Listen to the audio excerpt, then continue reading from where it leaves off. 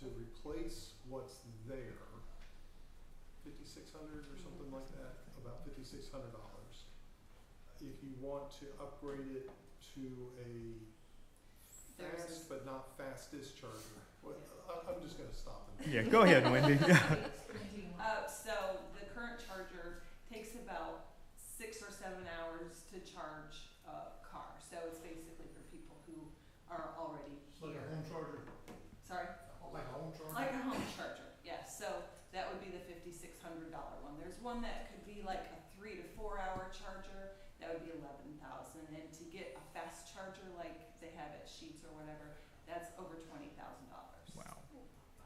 With this one company that we already have. I haven't gotten prices from others, but Michael did find the opportunity for me to check somewhere else, so I'm going to continue looking.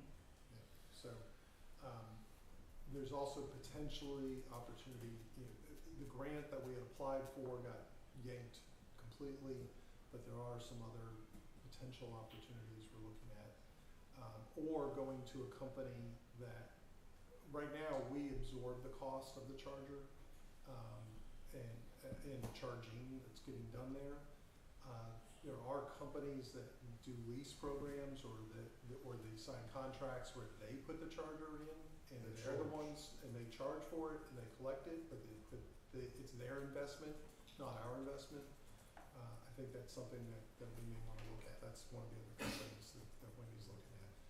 But so we know it's not working, but the other 2 chargers are working. We're looking into other options before we pull the trigger on the replacement. And if we want to go the faster charge, it's going to be more money. I've got money to cover the repair for the $5,600, maybe the $11,000, but definitely not $20,000 right now. We'd have I to said we do explore the company that can put it on their charge for us. Yeah, that's what we're looking at. Good. So before we put any money out, that we'll try to find Absolutely. out what else we can do. Cause I mean, it can't be any higher than a supercharger. I paid like 11 cents at home. Supercharger is like 37 cents a kilowatt. So it can't be any more expensive than that. Okay. Also, this is a potential bit of good news. Potential. Heavy on the potential. We have been still negotiating with our insurance carrier for our cyber attack and trying to negotiate a settlement, basically. We spent upwards of $750,000 replacing materials and equipment and things of that nature. We're hoping that we are going to see some portion of that return to us through the insurance. We're in those negotiations to determine what the coverage actually covers, kind of thing. If anyone that has been through a business commercial insurance claim, it's a process. If that comes to be, we could see a windfall of a couple $100,000, which would go a long way to stop gapping our hiring area, so that we could potentially free up that hiring freeze completely, basically.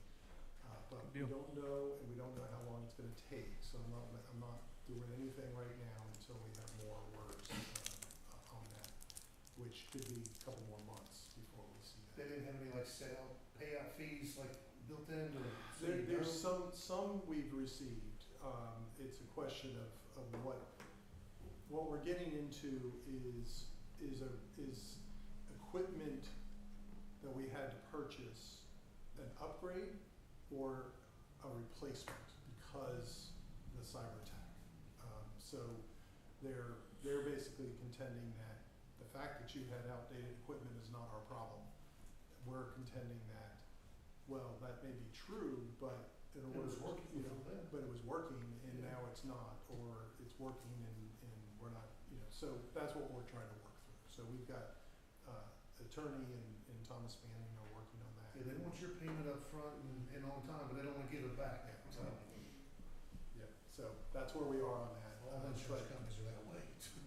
Maybe there's some some idea of hope. Also, Elisa passed out to you all some paperwork from our insurance. Mhm.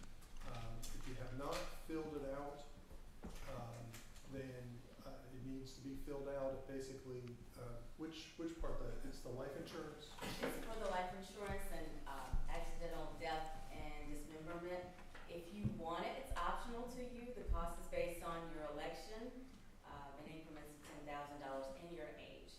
So if you're interested and you haven't already submitted your paperwork, please let me know as soon as possible, and we'll make arrangements to make sure you get the coverage that you need this week. So that's optional insurance that you have available to you, but we need it to close it out. Sounds good. Any other additions for personal finance? Then I'll ask for a motion to adjourn. Second. We're adjourned. Yep. All right, moving right along, I'm going to call to order our Public Safety Committee meeting. Our first order of business is approval of the minutes for the Public Safety Committee